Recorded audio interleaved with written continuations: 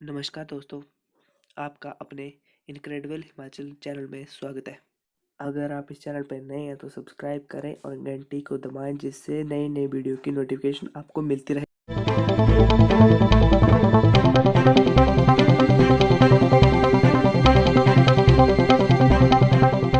नमस्कार, सूचना एवं जनसंपर्क विभाग की प्रस्तुति हिमाचल बुलेटिन में आपका स्वागत है। पेश हैं आज के समाचार। देश के प्रधानमंत्री श्री नरेंद्र मोदी द्वारा आत्मनिर्भर भारत अभियान के लिए भारत की जीडीपी के 10% के बराबर 20 लाख करोड़ रुपए के विशेष आर्थिक और व्यापक पैकेज की घोषणा का मुख्यमंत्री श्री जयराम ठाकुर ने प्रदेशवासियों की तरफ से प्रधानमंत्री जी का आभार व्यक्त किया है। मुख्यमंत्री ने कहा कि इस पैकेज से एमएसएमई सहित व्यवसायों के लिए 3 लाख करोड़ रुपए की आपातकालीन कार्यशील पूंजी की सुविधा मिलेगी और कर्ज के बोझ से दबे एमएसएमई के लिए 20,000 करोड़ रुपए का अप्रधान ऋण उपलब्ध होगा। श्री जयराम ठाकुर ने कहा कि एमएसएमई फंड ऑफ फंड्स के माध्यम से 50,000 करोड़ रुपए की इक्विटी सुलभ होगी। ईपीएफओ द्वारा कवर किए जाने वाले सभी प्रतिष्ठानों के नियोक्ताओं और कर्मचारियों के लिए ईपीएफ अंशदान अगले 3 महीनों के लिए 12% से घटाकर 10% किया गया है। इससे प्रतिमाह लगभग 2,250 करोड़ रुपए तरलता मिलेगी और अगले 3 माह में 6,750 करोड़ रुपए की बचत होगी। मुख्यमंत्री ने कहा कि जून, जुलाई और अगस्त 2020 माह के वेतन के लिए व्यावसायिक और संगठित कामगारों के लिए कर्मचारी भविष्य निधि संबंधी सहायता 3 माह और बढ़ाई गई है। इससे लगभग 72,22,000 कर्मचारियों को लगभग 2,500 करोड़ रुपए का लाभ मिलेगा। श्री जयराम ठाकुर ने आत्मनिर्भर भारत घोषणा भाग 2 के तहत नाबार्ड के अतिरिक्त आपातकालीन कार्यपूंजी कोष के अंतर्गत 30,000 करोड़ रुपए के अतिरिक्त प्रावधान की घोषणा का स्वागत किया है। इसके माध्यम से रबी फसल की खरीद की आवश्यक व्यवस्था की जाएगी। इससे छोटे किसानों को सहायता मिलेगी। ये प्रावधान 90,000 करोड़ रुपए के पूर्व में किए गए प्रावधान के अतिरिक्त होगा। मुख्यमंत्री ने कहा कि लगभग 8 करोड़ प्रवासी मजदूरों के लिए 2 माह के लिए मुफ्त अनाज की व्यवस्था की जाएगी। जिन मजदूरों के पास कोई कार्ड नहीं है उनको भी प्रति व्यक्ति 5 किलोग्राम गेहूं या चावल और 1 किलोग्राम दाल चना दी जाएगी। सभी रेहड़ी और फड़ी तथा पटरी वालों के लिए सस्ते ऋण की व्यवस्था के लिए शीघ्र ही नई योजना बनाई जाएगी। मध्यम आय वर्ग के परिवारों को मकान बनाने के लिए क्रेडिट लिंक्ड सब्सिडी योजना को मार्च 2021 तक बढ़ाया जाएगा। इससे निर्माण सामग्री की मांग के साथ साथ इस पूरे सेक्टर को बढ़ावा मिलेगा। श्री जयराम ठाकुर ने कहा कि जनजातीय क्षेत्रों में कैंपा निधि से पर्यावरण संरक्षण गतिविधियों के माध्यम से रोजगार प्रदान करने के उद्देश्य से आवश्यक कदम उठाए जाएंगे। इस राशि का उपयोग उपनगरीय तथा नगरीय क्षेत्रों में भी किया जा सकेगा। मुख्यमंत्री ने कहा कि इस ऐतिहासिक पैकेज के माध्यम से माननीय प्रधानमंत्री ने सभी की उम्मीदों और आकांक्षाओं को पूरा किया है। कोविड-19 महामारी के दृष्टिगत बचाव उपायों और ग्राम पंचायतों में विकासात्मक गतिविधियों को लेकर मुख्यमंत्री श्री जयराम ठाकुर ने आज शिमला से वीडियो कॉन्फ्रेंसिंग के माध्यम से मंडी और कुल्लू जिला के पंचायती राज संस्थानों के चुने हुए प्रतिनिधियों से बातचीत की। मुख्यमंत्री ने पंचायती राज संस्थाओं के चुने हुए प्रतिनिधियों से अपने अपने क्षेत्रों में कोरोना महामारी के प्रसार को रोकने और इससे निपटने के लिए उचित प्रबंधन करने का आह्वान किया। उन्होंने कहा कि देश के विभिन्न हिस्सों में फंसे हुए 1 लाख से अधिक हिमाचल वासी राज्य में वापस लौट आए हैं और कोरोना वायरस के दृष्टिगत लगभग 60,000 लोगों ने राज्य में वापस आने की इच्छा जताई है। मुख्यमंत्री ने ग्राम पंचायत प्रधानों से अपने अपने क्षेत्रों में विभिन्न विकासात्मक कार्यों को प्रभावी ढंग से करने का भी आह्वान किया। इससे न केवल ये सुनिश्चित होगा कि विकास की गति निर्बाध हो, साथ ही स्थानीय लोगों को भी रोजगार मिलेगा। उन्होंने कहा कि मनरेगा के अंतर्गत कार्यों को प्रभावी ढंग से निष्पादित करने के लिए भी कदम उठाए जाने चाहिए क्योंकि सरकार ने इसके लिए पर्याप्त धन उपलब्ध करवाया है। इस अवसर पर मुख्यमंत्री ने कहा, भारत को आत्मनिर्भर बनना है, ये प्रधानमंत्री जी का बहुत बड़ा एक संदेश है। भारत को अपने पांव पर खड़ा होना है, इसलिए दूसरे देशों के ऊपर हमको आधारित नहीं रहना है। अपने देश में, अपने ग्रामीण क्षेत्रों में जो चीजें की जा सकती हैं और खासतौर से लोकल के लिए और ज्यादा वोकल होने के लिए कहा कि क्योंकि लोकल जो प्रोडक्ट है, मैं अभी देखिए बहुत बड़े इस संकट के दौर में बहुत बड़ी मदद अगर हमको मिली है, वो किससे मिली है?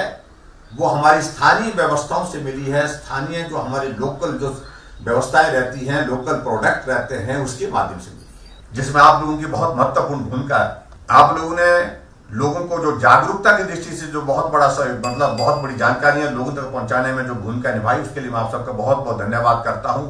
देश के बहुत बड़ी संख्या में लोग जो प्रदेश से बाहर थे, इस लॉकडाउन के दौरान वो फंसे हुए थे। हमने उनको परिवार में आने के लिए इजाजत भी दी, लाया भी, उनको बाहर से लाया। जो ग्रीन जोन से, ऑरेंज जोन से जो लोग आएंगे उनको जो है होम क्वारंटीन के लिए भेजेंगे, जिसमें आप लोगों की जिम्मेवारी रहेगी पंचायत में उनको घर में ठीक प्रकार से व्यवस्था के साथ साथ उनको परिवार के लोगों से मिलने नहीं देना, समाज से मिलने नहीं देना, उस बात के लिए आग्रह करना, वो देख रेख आप लोग करेंगे। लेकिन जो रेड जोन से आएंगे उनके लिए अपने मोटे तौर पर यह तय किया कि उन सबको जो है इंस्टीट्यूशनल क्वारंटाइन करेंगे। अब जहां तक इंस्टीट्यूशनल क्वारंटीन की व्यवस्था है उसके बारे में तो हमारे पास जो सरकारी डॉक्टर, पैरामेडिकल स्टाफ है, दूसरे लोग हैं, पुलिस विभाग के कर्मचारी, वो व्यवस्था उनकी चिंता वो करेंगे। डिप्टी कमिश्नर सारी उनको कोऑर्डिनेट, उन चीजों को कोऑर्डिनेट कर रहे हैं। लेकिन हमारे चिंता का विषय ज्यादा ये है कि जो होम क्वारंटीन के लिए आपकी पंचायतों में पहुंचे, घर पहुंचे, किसी भी पंचायत में कोई भी आदमी, कोई दिल्ली से आ रहा है, मुंबई से आ रहा है, महाराष्ट्र से आ रहा है, उनके घर पहुंचने से पहले आप लोगों को सूचना मिल जाए और सूचना मिलने के पश्चात वहां आप सब लोग ऐसी परिस्थिति कर ले कि उनके परिवार वालों से मिल करके उनको जानकारी दे दें कि भी आपका परिवार का सदस्य आ रहा है, आपका बेटा आ रहा है, आपकी बहू आ रही है, जो भी आ रहे हैं घर में, तो उनसे किस प्रकार से आपने मिलना। बहुत जगह ऐसा हुआ कि जैसे ही बाहर से वो लोग आए, भावनाओं में बह करके जो है हमने एक दूसरे को गले लगा दिया और परिवार जो है उसके कारण जो है संक्रमित हो गया। और फिर परिवार के लोग गांव में बैठ करके बात करेंगे, गांव में और ज्यादा फैल जाएगा। इसलिए हम चाहते हैं कि गांव में किसी सूरत नहीं फैलना चाहिए। इसलिए आप जो है, जो भी कोई व्यक्ति आ रहा है आपकी पंचायत में, उनके आने से पहले पंचायत के प्रधान, उप प्रधान, बीडीसी का मेंबर, कोरोना के खिलाफ लड़ाई लड़ने के लिए हम सब लोगों को एकजुट होकर के काम करना है। आप सब काम कर रहे हैं और इसलिए जो जानकारियां आपको उपलब्ध हो रही है उन जानकारियों के माध्यम से आप सुनिश्चित करें। हिमाचल प्रदेश बागवानी विकास परियोजना के तहत ई उद्यान पोर्टल तथा इसके मोबाइल एप्लीकेशन का शुभारंभ मुख्यमंत्री श्री जयराम ठाकुर ने आज शिमला में किया। इस अवसर पर मुख्यमंत्री ने कहा कि इस पोर्टल के माध्यम से उद्यान विभाग की विभिन्न सेवाओं के लिए मैनेजमेंट इन्फॉर्मेशन सिस्टम तैयार किया गया है। उन्होंने कहा कि इस पोर्टल में बागवानी संबंधित सभी योजनाओं की जानकारी किसानों और अन्य हितधारकों को आसानी से उपलब्ध होगी। श्री जयराम ठाकुर ने कहा कि बागवानी विकास परियोजना के तहत इस व्यवस्था से लाभार्थियों को फलों की नर्सरी का रजिस्ट्रेशन, पौधों की मांग, बागवानी से संबंधित औजार इत्यादि की मांग, कीटनाशकों की खरीद, खुम्ब के लिए कंपोस्ट की मांग, मधुमक्खी छत्तों की मांग, सब्सिडी इत्यादि बागवानी क्षेत्र की सेवाओं के लिए ऑनलाइन आवेदन करने की सुविधा प्रदान की गई है। उन्होंने कहा कि ये पोर्टल उद्यान विभाग के अधिकारियों के लिए भी ऑनलाइन प्रोसेसिंग की सुविधा प्रदान करेगा, जिससे बागवानों को समय पर सेवाएं प्रदान करने में सुविधा होगी। मुख्यमंत्री श्री जयराम ठाकुर ने केंद्रीय विदेश मंत्री डॉक्टर सुब्रमण्यम जयशंकर से मंडी जिला के धर्मपुर तहसील के ग्राम टोर जाजर के श्री दुनीचंद के सुपुत्र श्री मनोज कुमार को हरसंभव मदद प्रदान करने के लिए यूएई के रियाद दूतावास अधिकारियों के साथ मामला उठाने का आग्रह किया है। श्री मनोज कुमार रियाद में काम कर रहे हैं और कोविड-19 पॉजिटिव पाए गए हैं। जांच और प्रारंभिक उपचार के बाद उन्हें स्थानीय अस्पताल से छुट्टी दे दी गई है।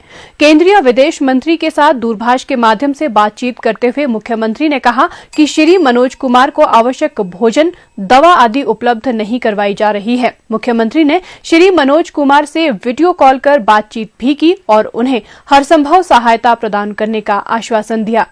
हिमाचल प्रदेश एसडीएमए कोविड-19 स्टेट डिजास्टर रिस्पांस फंड के लिए बागवानी मंत्री श्री महेंद्र सिंह ठाकुर ने विभाग के अधिकारियों और कर्मचारियों की ओर से शिमला में मुख्यमंत्री श्री जयराम ठाकुर को 8,11,000 रुपए का चेक भेंट किया।